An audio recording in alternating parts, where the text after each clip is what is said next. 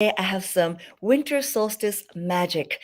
You're very close to a very magical time of the year where in the northern hemisphere it's the shortest day and the longest night of the entire year. And in the southern hemisphere it's the exact opposite. It's the summer solstice, the longest day and the shortest night. However you play, it is a turning point in the year. And this year it has extra significance because we are in a time of massive accelerated shifts. And I want to just decode for you some of the energies that are in the atmosphere, the energies that you can ride into your next version of yourself, the next level version of yourself, because we all need a next level version of ourselves in order to manifest the next level life that we're all seeking.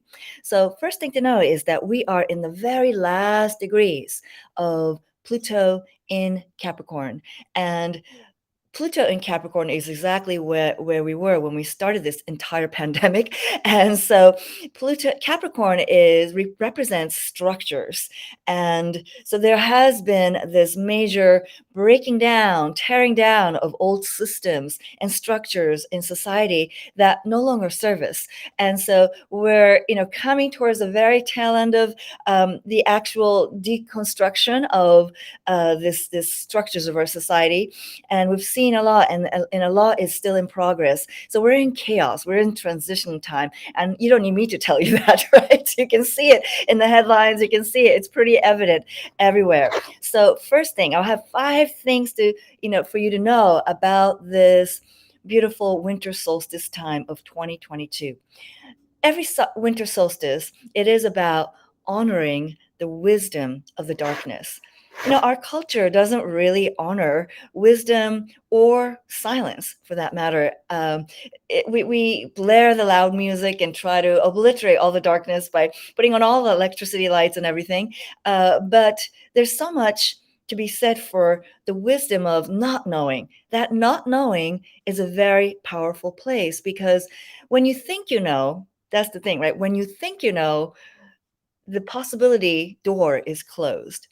When you lean into the fact that you don't know, there's always the possibility of new knowledge being revealed to us. If we can lean into and can get comfortable with the not knowing. So the mystics in every tradition they have always honored this darkness of not knowing, really embracing it, because they know that if you think you don't know, you know. If you think you know, you don't know. There is that paradox, right? And so it's embrace and honor the wisdom of the darkness and of the silence. It's a time to really tune into before, it's really a gestation time period we're in right now, at the darkest time of the year, before the new year. It's like we're preparing ourselves for the dawn of the new year, preparing ourselves for a new birth. And so it is a great time for us to tune in and really go inwards. The astrological kind of energetic symbols are pointing us all in this direction. First of all, the sun is square Jupiter in the sign of Aries. What does that mean? Right? Aries is the very first sign, the cardinal sign that begins the whole 12 zodiac signs, cycle. And the fact that Jupiter is sitting right there, and there's a square between the sun, which represents ourselves. The sun represents our inner self, right? The moon represents our kind of the psychology, the mind, which waxes and wanes. The sun is our true self. And square always means initiation. So we're being initiated with a new beginning, and Jupiter always expands. So the universe is telling us, lean into and expand into this new vision of new initiatives, right? What a perfect timing it is. It's really divine timing. So what new possibilities are on the horizon for you? Lean into that. Don't go into it with this possibility closed mind of, I know it, I got my vision down and pat. That's not the kind of, mind that creates new rebirth for you, right? We actually want the old mind to die. That's what darkness also symbolizes, death, right? Death, again, our society does not honor death. It wants to kind of make it neat, but death is not a neat process. It's a very intense process, And so lean into it's an intense time, no doubt, because it's very chaotic in the world. And so there's so much that the universe is telling us, I'm going to support you if you could just trust the darkness and lean in to the not knowingness so that you can take new birth as yourself. Aries means new beginnings, and it's a cardinal sign. It's about initiatives. But right now is not the time to take action. Right now is a time for envisioning, for stepping into that visionary dimension of you, which every one of us has. And so it's, the Jupiter square sun is telling us we're being guided as to what we may be birthing. And so don't worry so much if you don't know all the answers, because you're going to be guided, because the universe is going to be your partner in manifesting, co-creating with you. And so Neptune is also square the sun, right? Again, square means initiation for us. And so what is Neptune initiating us into?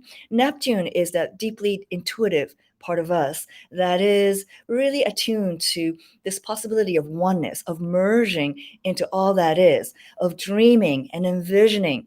It's a time to be reflective and taking the time to reflect on the journey that we've been on ever since perhaps the pandemic or even before pandemic.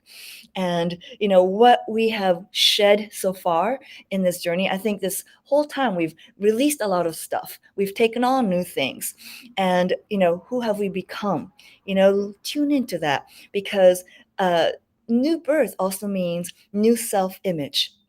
And there's a saying in personal development that you can never outperform your self-image. So we have an opportunity now in the not knowing of the darkness to really kind of tune into, what will be my new self-image that will be equal to the vision, right? Because a new vision, a higher vision always requires your next level self-identity. And so what will that be? Tuning into that. Who have I become? How can I fully step into that? This is the time, right? Honoring the darkness, leaning into, that wisdom of the darkness and silence, and embracing not knowing and just being an explorer, right? And number two, the second thing to know about this winter solstice time, it's a powerful turning point. It's, again, an initiation. And so this is really crystallized by the fact that just 2 days after the winter solstice, which is usually pegged at December 21st, that's tomorrow, right? And right after that, 2 days after that, is the new moon, which really signifies, the new beginnings. And new moons are always about resetting, shifting your trajectory, and, really coming into alignment with what you value truly. And this new moon particularly is really in the sign of Sagittarius. Now, if you look at the sign of Sagittarius, it's this, centauron, right? I guess I'm not sure if I'm pronouncing it right. Half horse, upper body male, and holding this bow and arrow. And so it's telling us, what are you focused on? Are you on target, right? Because what you create, what you pay attention to is where you place your energy, and the universe will always amplify what you pay attention to. So what are you paying attention to at this time of the new moon? Now, the new moon at the time of the new moon, the sun and moon are exactly, and it gives me chills to say it, exactly 1 degree Capricorn.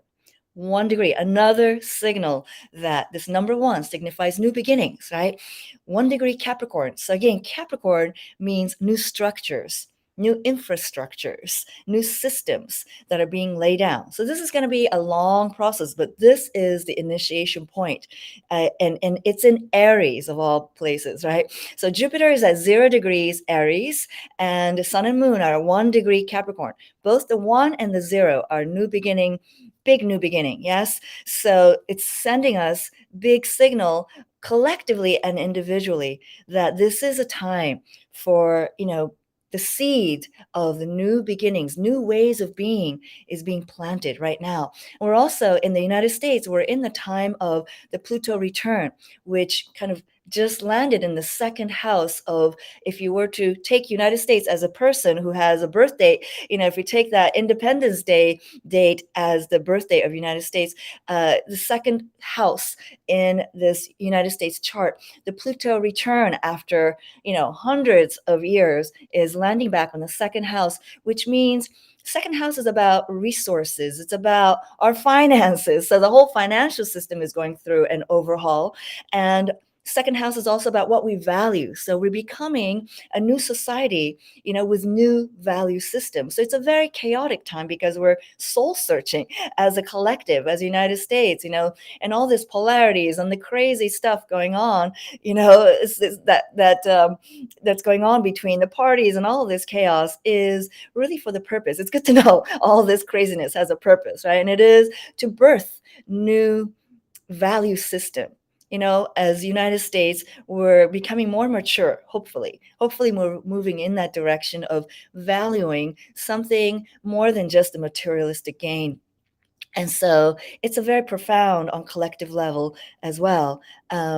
Jupiter in Aries, we're being guided into what can be born, and we're being guided into just leaning into, the fact that we're guided into this initiation energy. There's also a T square between Jupiter and New Moon.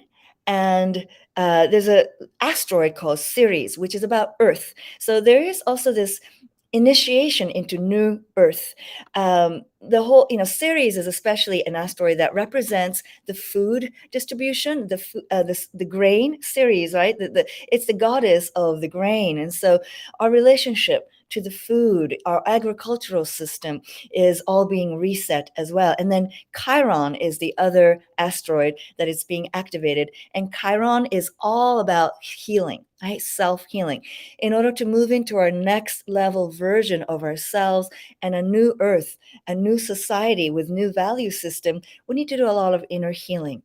And so it all starts with the individuals. So asking yourself, what do I need to heal in terms of relationship with myself, in terms of my relationship with my dear and near ones, with my relationship with money, with my vision, with my career? What needs to be healed? What limiting stories need to be dissolved? What limiting beliefs need to be re-examined and programmed into my system? Hey, these are really wonderful questions to be asking ourselves at this very introspective, internal time, the gestation period of the winter solstice. Third thing you need to know.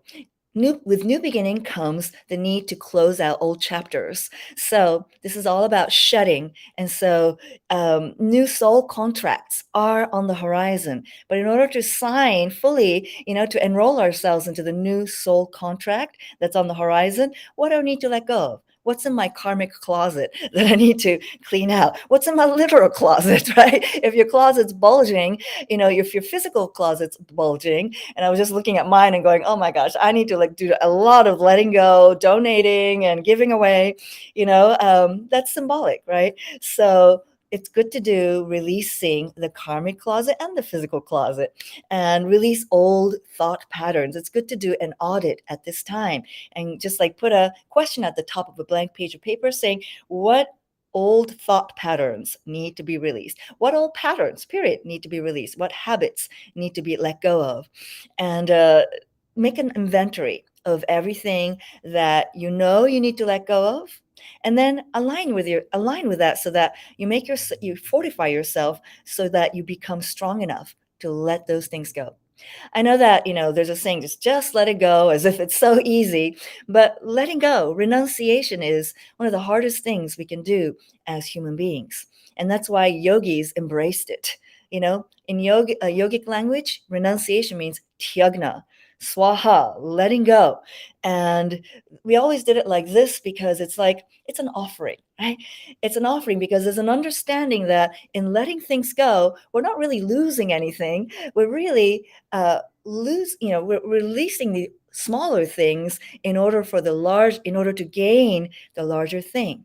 Just like when a drop of water merges into the ocean, it loses its small identity as that little tiny drop of water, but it gains the massive identity, the new identity of the ocean. And so, what little limiting things can you let go of so that I can make space for the larger, higher vibrational things to come in? When you let go with that intent, always, always, always things of a higher nature comes in, because there is the law of circulation in place in the universe, right? Nature abhors a vacuum. So every time you release, you go swaha, I don't need this anymore, with that intention of evolution, of stepping into your next level self, always the things of a higher nature come in. So don't be afraid to let go of those smaller, lower vibrational things, because higher things, much more abundance is going to come in. It's amazing, uncanny how this works, truly. And so the fourth thing I want you to know about this winter solstice is it is a time to connect with that metaphysical dimension of you. We are in the quantum era. At least we have said it is, right? It is the quantum era. The quantum physicists have been working hard all the way from the early in the century, and yet we're still operating by the Newtonian physics that, I am this personality, I am this body, and we get so embroiled in this physicality of meanness. And so we need to understand that this is a mask that we wear to be able to function harmoniously in society, right? Because in society, we need to have identity. We need to have, we need to have identifiers to be able to relate to each other. But we need to be able to take this mask off, and that's freedom, right? If we cannot take this mask off and it's stuck to our faces all the time, then what kind of freedom is that? It's just going to be a limiting, binding experience. So this is the gift of what yoga gives us. Yoga with a capital Y. It gives us the spaciousness between the true I and this personality version of I. It allows us to take that mask off, and then we can also put it on at will and then choose to play that role well. But we can know that we can take this off, and now there is an unlimited, luminous metaphysical dimension of us. And it's a time, when you're walking, around, just like tune into the fact that you're usually just seeing objects, but in between you and any object there is consciousness everywhere, and every tiny speck of consciousness is a portal to the multiverse of so many possibilities, right? Right now in the space-time reality, these two eyes are not the best instruments to see the subtle matrix of infinite possibility that is available to us. But as you start to meditate and go deeper into meditation, this third eye that can see consciousness, that subtle pulsation of consciousness between the perceived gross object of this body and the next gross object, there's a gazillion portals into every dimension of time and space reality possible. So when you have a clear vision in your mind and you connect with it emotionally and you hold it in your mind's eye with a burning desire to actualize it, you literally align, you're aligning all those portals, the invisible portals. You're literally telling the molecules of the universe where to go. And so we got to lean into that power that we have. And connecting with your metaphysical self means you take hold of this attention as a manifesting, reality creating device. Whatever you pay attention to, that's what becomes real for you. So if you pay attention to CNN news all the time, then that's your reality, constantly negative news. That's CNN, right? So we're going to, vibrate that into reality. If you focus on problems and problems and problems, you're going to create more problems, And so what are you going to attune? I see yoga. I don't mean yoga of the stretching and the twisting. I mean, I do that too. If you see me on YouTube here, I have lots of beautiful yoga vinyasa practices here for you. But when I talk about yoga here with a capital Y, I mean the approach to life where you look at yoga as an instructional manual for how to run this physical body with this five senses, with actually many more senses than five, but five we can see, right? And this physiology. How do we run this? How do we use this technology, this very highly sophisticated technology that is the masterpiece of nature? It's the masterpiece of nature. How do we use this technology in order to create a beautiful life for ourselves, to create a reality that we absolutely love and to continue to create more of it? Yes. And so that is really the yoga that I am talking about, the metaphysical yoga. And it's very subtle. It's a moment to moment. It's not an action. It's not an activity. It's not something you can buy like a yoga mat or a yoga class. It is something you must attune to. It is a state of being. It is a state of awareness. It is a state of wearing your body and mind in a way where you have the maximum freedom. Yes. And so, and let me get to, before I get to the last thing, I want to just say that in this beautiful time of the gestation period, of the darkness, of the winter solstice into the new year, I will be holding a series of workshops. The first one, I'm doing an encore workshop called Creating Your 2023 Vision, where I will take you much deeper into this experience and actually help you craft that vision. And so I will drop the link below the video wherever you're watching, whether it's Facebook, LinkedIn, or YouTube.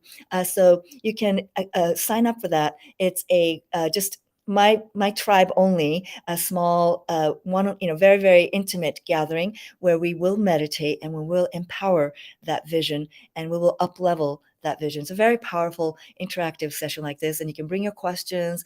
We can, and I'll be there. I'll show up with, with all that I can to support you.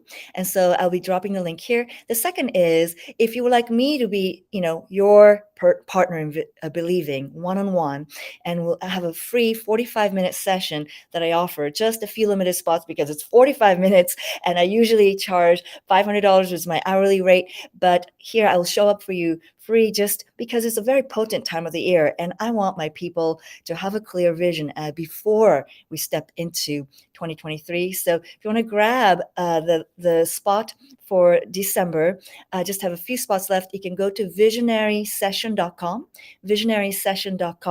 and you can grab a time that works for you. And I look forward to being your partner in believing in really clarifying, up-leveling your vision, as well as identifying hidden obstacles, because the obstacles we can't see, the obstacles we don't know we have are the most dangerous thing that are most likely holding you up, right? So those things are best identified in a conversation where there's a specific intention to do that. So this is my specialty. And so a lot of people have breakthrough on this call. Vision Accelerator 2023 session. You can grab that session at visionarysession.com. So let's dive into the very fifth thing to know about this winter solstice. It's really about opening to receive, opening to receive. Um, Before you can open to receive, again, we're being plunged into this death and rebirth process. And so it's open to receive requires trust, and rebirthing requires a great amount of trust. In rebirth, when you take new birth, then you are receiving a whole new life, a whole new possibility that wasn't there before. And so we are being plunged. It might feel like right now you're in the dark night of the soul. If you are, I want you to actually celebrate. If you feel like you're in the dark night of the soul, celebrate, because a bright new dawn is coming your way. And so have faith. It's said that with faith, you can build, even if your whole life burns down to ashes, with just a grain, a speck of faith, you can rebuild your whole life back and into something even greater.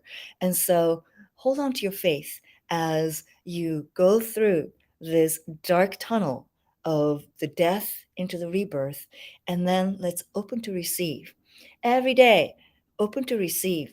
Tune into the darkness, because it's holding your future, future vision, your future life. It's holding your possibility. It's holding that universe's support, that Jupiter in Aries energy of initiation energy. So attune to it right? Attune to it. So in our external life, there might be loud music and parties and all that stuff, but carve out a little time in the morning, before dawn, before bed, in this twilight zone of consciousness between waking and sleeping and dreaming states. Tune in, right? Because transitional period is the most powerful. Transitional period holds that moldable energy, right? So this is a very great secret for all, you know, wanting to be creators of your life, right? If you want to be a creator of your life, tune into the transitional period in your life, whether it's between breath and breath, whether it's between thought and thought. There is a split second of total possibility, limitless possibility. This yoga teaches you how to really take grasp that and breathe your manifestation energy of what you wish to your next moment to hold. This is how we create moment by moment, right? And so in this transition period between the old year and the new year, every day make a practice between sleeping state and the waking state, between the waking state and the sleeping state, in this twilight zone of the transitional time, right? It's like 5 a.m., 6 a.m., 5 p.m., 6 p.m. Right now, actually, right? This twilight zone, tune into, right? This vision and just go into it with total no expectation, with receptivity, like a baby. I know nothing. I know nothing. And I know how powerful knowing that I know nothing is, right? Going to it with a beginner's mind and a beginner's heart and just really open and tune in. You will find it. You will find it. It cannot be, because the fact that you're born as a human being here at this time in history of humanity, it's very significant. Every one of us holds the key to this new earth that we're birthing. And collectively, as we tune into our vision, we can give our attention by paying attention with our reality creating, attention here, focus. Let's, instead of focusing on all the negatives and what's not working and empowering that, and complaining or making negative commentaries, let's take that energy and focus. I put it into this darkness where new life is gestating, right? It is important to be aware of what's going on in the world, right? It is important. So I'm not saying, don't read the news. I'm not one of those people that say, it's all negative, so don't. No, it's important to know what's going on. It's important to live with your eyes wide open, but it's how we use this instrument, how we use, and how aware we are of the power we hold to mold reality. And so this is the awakening, right? This is the opportunity to go meta on ourselves, to higher levels of consciously formulating our thoughts, consciously formulating our perception, right? Even our perception. We think we're just seeing what is real. No, most of the time we're projecting from our subconscious. We're recycling the past and we're seeing through the world like this, right? Through all of our experiences. So let's have moments, create moments in our lives where we take this veil down and really make a sincere effort to see reality as it is. And you will see the reality as it is nothing but putty, creative energy, right? Scintillating with total freedom that you can, you know, as this as a being made in the image of the divine, that we have this creative capacity to mold reality. So I hope this was helpful, inspirational, and I hope this helps you to tune into this magical winter solstice. It is intense. I can't really deny that. We're in this death into rebirth time, but let's embrace it, guys, because a new dawn of a new beginning is awaiting. And I want to thank you so much for being the visionary that you are, for being the kindred spirit that you are. And so if you want to, get on the line and just be one-on-one with me, I'd love to see you at visionarysession.com. And I wish you all a very Merry Christmas. If you celebrate, Happy Hanukkah. Let's light the inner lights into our new next level self. Have a beautiful rest of your day. Happy holidays, everyone. Namaste. Lots of love. Bye for now.